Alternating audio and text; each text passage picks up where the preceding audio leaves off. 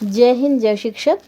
कक्षा 1 के लिए दूसरे दिन दिनांक 2 अगस्त 2022 के लिए जो कालांश दिए गए हैं, उसमें जो गतिविधि है उसमें सबसे पहले कालांश में है अपनी भाषा में अनुभव साझा करना।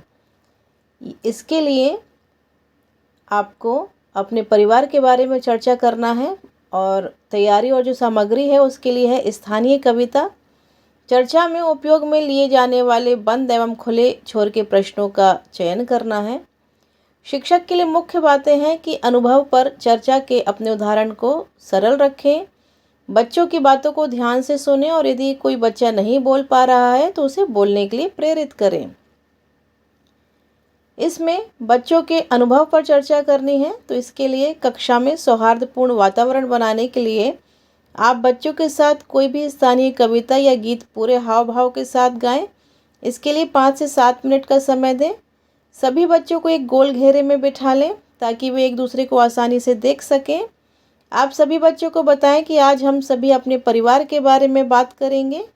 बच्चों के अपने परिवार से जुड़े अनुभव सुनने से पहले आप उदाहरण के लिए अपने अनुभव बताएं, जैसे कि आपके घर में कौन कौन है, वे क्या क्या काम करते हैं, उनकी उम्र कितनी है, घर के सदस्यों को क्या पसंद है, क्या पसंद नहीं है, आपको अपने परिवार में कौन सा सदस्य सबसे अच्छा लगता है और क्यों लगता है।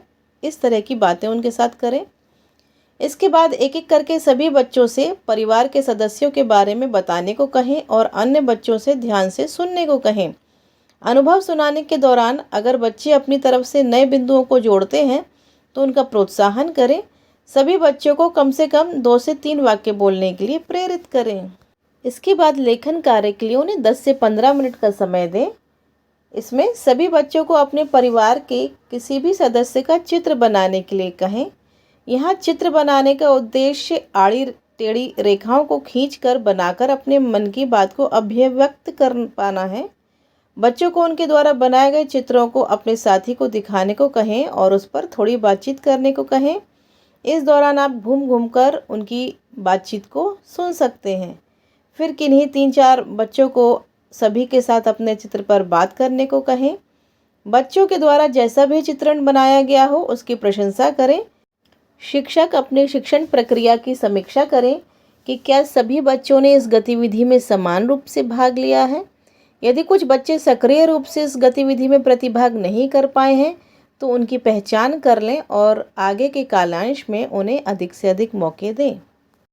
दूसरा कालांश है अलग अलग तरह की ध्वनियों की पहचान करना।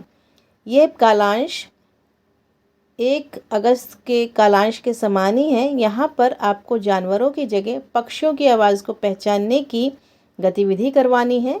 इसमें तैयारी वही है कि कागज़ की एक गेंद और कार्यपुस्तिका। दूसरा है परिवेशीय एवं परिचित पक्षियों के नामों का चयन शिक्षक पहले से ही कर लें। शिक्षक के लिए मुख्य बातें हैं कि कार्यपुस्तिका पर कार्य करने के लिए बच्चों को उदाहरण सहित निर्देश दें। बच्चों को आपस में मिलकर कार्य करने के मौके दें। ध्वनि जागरूकता के लिए आप 25 से 30 मिनट बच्चों को देंगे। कालांश की शुरुआत आप किसी छोटी कविता से करें। बच्चों को सहज होने दें। 5 से 7 मिनट का समय लें। फिर आप सभी बच्चों को गोल घेरे में बिठा लें आराम से और उन्हें सहज करें। इस गतिविधि के लिए जो कार्य हम लोगों ने कल किए थे वही आज भी करना है। बच्चों को बताएं कि आप उनमें से किसी एक को गेंद देंगे, ताली बजाएंगे और जब तक ताली बजती रहेगी तब तक बच्चे गेंद को पास करते रहेंगे। जब आप ताली बजाना बंद करेंगे तो जिस बच्चे के पास बॉल होगी उसे आप किसी पक्षी का नाम देंगे। बच्चा उस पक्षी की आवाज़ निकालेगा, बाकी सभी बच्चे भी आवाज़ निकालने की कोशिश करेंगे। ध्यान दें कि आप जिन पक्षियों के नामों का चयन करें वे परिवेशीय हों या वे हों जिनके बारे में बच्चे पहले से जानते हों। शुरुआत में आप भी 1-2 पक्षियों की आवाज़ निकालकर बच्चों को बताएं। इसी प्रकार इस प्रक्रिया को करें जब तक कि सभी बच्चों को मौका न मिल जाए। अंत में सभी बच्चों के साथ सामान्य बातचीत भी करें, जैसे कि बच्चों ने उस पक्षी को कहाँ देखा है, वह पक्षी क्या खाते हैं, किस रंग के होते हैं। इस तरह की क्वेश्चन उनसे किए जा सकते हैं। लेखन कार्य के लिए उन्हें 15 से 20 मिनट का समय दें। सभी बच्चों से कार्यपुस्तिका के पाठ 2 पर कार्य करने को कहें। बच्चों की कार्यपुस्तिका पर कार्य करने से संबंधित निर्देश दें। हो सकता है कि आपको एक से ज़्यादा बार निर्देश देने पड़े। जब बच्चे कार्य पुस्तिका पर कार्य कर रहे हों तो कक्षा में घूम घूम कर उनके कार्य का अवलोकन करें और आवश्यकता के अनुसार उनकी सहायता करें और बच्चों की प्रशंसा भी करें। शिक्षक अपने शिक्षण प्रक्रिया की समीक्षा करने के लिए ये देखें कि क्या सभी बच्चों ने कार्य पुस्तिका का कार्य पूरी तरह से किया है या नहीं। जिन बच्चों को कार्य करने में परेशानी हो रही है उनकी पहचान करें, उनसे बातचीत करें और उन्हें प्रोत्साहन दें। तीसरा कालांश है आदर्श वाचन एवं लोगोग्राफिक पठन। इसकी तैयारी के लिए बिग बुक माँ और बच्चे की आवश्यकता होगी। शिक्षक के लिए मुख्य बात है कि बच्चों को अपनी भाषा में अपनी बात कहने के भरपूर मौके दें और साझा पठन के लिए सभी बच्चों को प्रोत्साहित करें। बिग बुक पठन के लिए लगभग 40 मिनट का समय हमें देना है। कालांश की शुरुआत किसी छोटी कविता से करें। बच्चों को चलने फिरने उठने बैठने का मौका दें।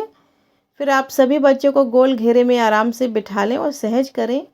पिछले दिन हुई चर्चा का दोहराव कुछ प्रश्नों को पूछकर करें, जैसे कि कल हमने कौन सी कहानी पढ़ी थी, कहानी में क्या हुआ था और कहानी का नाम क्या था।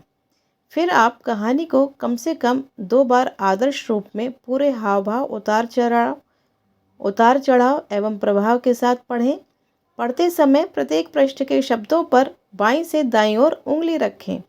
कहानी पढ़ने के दौरान आए कठिन या अपरिचित शब्दों का अर्थ बच्चों के परिवेश एवं संदर्भ से जोड़कर बताएं। इन शब्दों का उदाहरण सरल वाक्यों में दें और बच्चों को भी इन शब्दों से वाक्य बनाने को कहें। फिर आप दोबारा से कहानी पढ़ें। इस बार बच्चों को आपके साथ कहानी पढ़ने को कहें। पढ़ने के दौरान आप उन जगह पर रुकें जहां बच्चे कहानी या चित्रों के आधार पर खुद से कुछ जोड़ सकें। इस प्रक्रिया को 2-3 बार दोहराएं। अंत में आप कहानी के कुछ मुख्य शब्द जैसे माँ, बच्चे, काला, भूरा आदि को बोर्ड पर लिखें और इन्हें 3-4 बार पढ़ें। बच्चों से भी इन शब्दों के पठन का अभ्यास कराएं। आप चार्ट पेपर पर इन शब्दों को बड़े बड़े अक्षरों में लिख दें और कक्षा की किसी दीवार पर चिपका दें। यह चार्ट पेपर ऐसी जगह चिपका हो जहां से सारे बच्चे इसे देख सकें।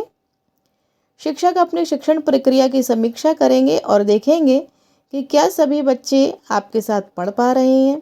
यदि नहीं तो उन बच्चों की पहचान करें और अगले दिन बिग बुक पर कार्य करें।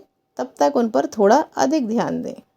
तो ये थे हिंदी के प्रथम 3 कालांश। कक्षा 1 के लिए हमें कौन कौन सी गतिविधि करनी है मैंने इस वीडियो के माध्यम से आपको बता दिया है। उम्मीद करती हूँ आपको हेल्प मिलेगी। Thank you. Good bye.